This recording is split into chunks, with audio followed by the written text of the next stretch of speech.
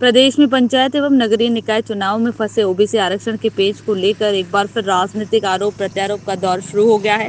शुक्रवार को भाजपा ने प्रेस वार्ता लेकर कांग्रेस को जिम्मेदार ठहराया, तो वहीं कांग्रेस विधायक रवि जोशी ने कहा भाजपा ने ओबीसी वर्ग के लिए 2 साल में न तो कोई योजना बनाई और न ही चुनाव के लिए कोई तैयारी की, जबकि कांग्रेस सरकार में तत्कालीन मुख्यमंत्री कमलनाथ ने 27% ओबीसी आरक्षण के साथ चुनाव का मसौदा तैयार किया था।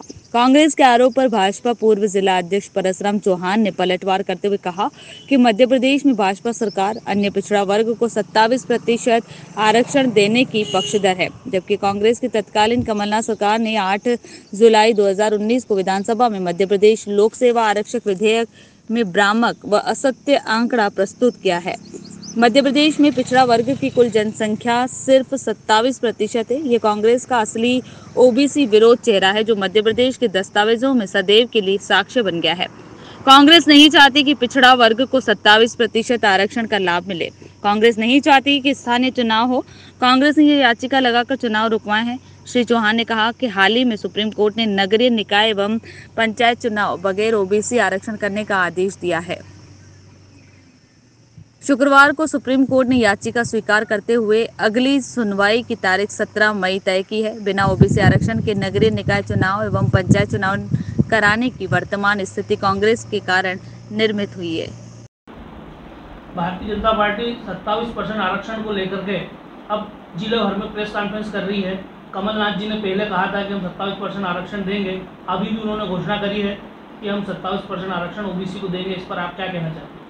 मेरा ये मानना है कि अगर कांग्रेस की सरकार होती तो 27% आरक्षण के साथ नगरीय निकाय के चुनाव होते, जनता को, पिछड़े वर्ग के लोगों को उनका अधिकार मिलता। भारतीय जनता पार्टी और भारतीय जनता पार्टी की सरकार ने ओबीसी के साथ बहुत बड़ा अन्याय किया है। 2 वर्ष सरकार में हो, अभी है बीजेपी की सरकार 2 वर्ष से, लेकिन उन्होंने 27% आरक्षण के लिए, पिछड़े वर्ग के लिए किसी भी प्रकार की कोई योजना नहीं बनाई, नहीं चार्ट, नहीं आरक्षण की कोई व्यवस्था ऐसी करी थी कि पिछड़ों को लाभ मिले। अन्याय हुआ पिछड़ों के साथ। कांग्रेस पार्टी और हम सब लोग मिलकर सड़क से लेकर सदन तक और सदन से लेकर दिल्ली तक इस बात की लड़ाई पुरजोर तरीके से लड़ेंगे और पिछड़ों को उनका अधिकार दिलाएंगे। अगर आरक्षण के बगैर चुनाव होते हैं तो हम कांग्रेस पार्टी के महान नेता आदरणीय कमलनाथ जी ने जो बोला है कि हम 27% पिछड़ों को टिकट देंगे और चुनाव लड़ाएंगे, हम पूरी ताकत के साथ ओबीसी के साथ खड़े हैं, पिछड़े वर्ग के साथ खड़े हैं। मैं विशेषकर पिछड़े वर्ग के नौजवान साथियों और बुजुर्गों से और माता बहनों से निवेदन करता हूं कि भाजपा की सरकार ने जो अन्याय किया है पिछड़े वर्ग के साथ, आओ हम सब मिलकर भाजपा को यहाँ से हटाएं और पिछड़े वर्ग के साथ न्याय करें। धन्यवाद। जय हिंद, जय भारत। किस तरह की प्रेस वार्ता है कि ओबीसी को लेकर के जिस प्रकार से पिछले दिनों सुप्रीम कोर्ट का जो फैसला आया और फैसले में कहा गया कि बिना ओबीसी आरक्षण के चुनाव कराए जाने की जो निर्देश दिए हैं, उस निर्देश को मानना प्रदेश सरकार को बाध्य है। पर हमारी सरकार और हमारी भारतीय जनता पार्टी की हम लोग चाहते हैं कि ओबीसी का जो आरक्षण है, जो प्रजातंत्र में जिन वर्गों को जो मिला है, और ओबीसी वर्ग सबसे बड़ा वर्ग है समाज में, प्रदेश में, तो उस आधार पे आरक्षण मिले, इसलिए प्रदेश की सरकार ने हमने तय किया है कि जो सुप्रीम कोर्ट का फैसला है इसको पुनर्विचार के लिए याचिका के माध्यम से हम निवेदन करेंगे सुप्रीम कोर्ट में।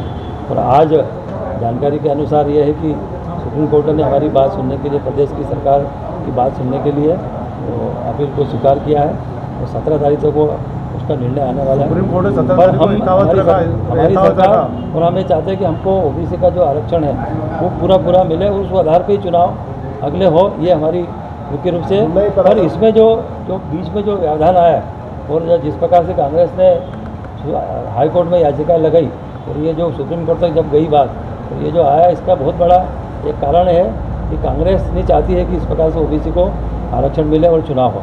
सुप्रीम कोर्ट भी यथावत रखती है आदेश को। हाँ। तो फिर भी ओबीसी के तहत ही बीजेपी लड़ाई चुनाव पूरी तरह से, पूरा उससे ज़्यादा ओबीसी का जो तय मानक है पार्टी ने जिस प्रकार से तय किया है, उसी आधार पर ओबीसी को आरक्षण देते हुए उसके उम्मीदवारों को हम सभी जगह, महापौर का चुनाव हो, नगर पालिका अध्यक्ष का चुनाव हो, पंचायत के चुनाव, सभी में आरक्षण ओबीसी को पूरा दिया जाएगा।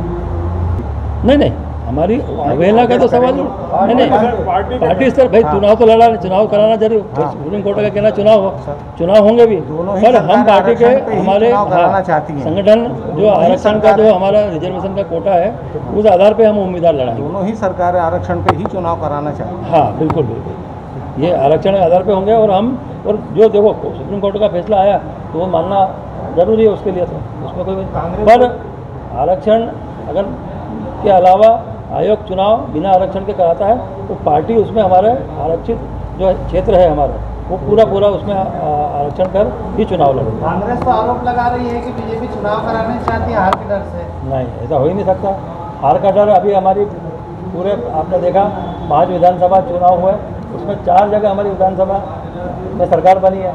तो सरकार भारतीय जनता पार्टी का मूड की तरफ सर्व जनता का मूड है, और ये चुनाव जो है इसमें 101% भारतीय जनता पार्टी का मूड की तरफ सर्व जनता का मूड है, और ये चुनाव जो है इसमें 101% भारतीय जनता पार्टी की सब सरकारें बनेगी। आपने चुनाव दोनों पंचायत में भी और नगर निकाय के चुनाव में भी हम चुनाव से कभी डरते नहीं। भारतीय जनता पार्टी क्योंकि जो काम है जिस समाज हित में सब काम चल रहा है, योजनाएँ चल रही है, इसलिए हमको पूरा विश्वास है कि जनता का जो समर्थन है उस आधार पर हम चुनाव तय सीमा में कराना चाहते हैं।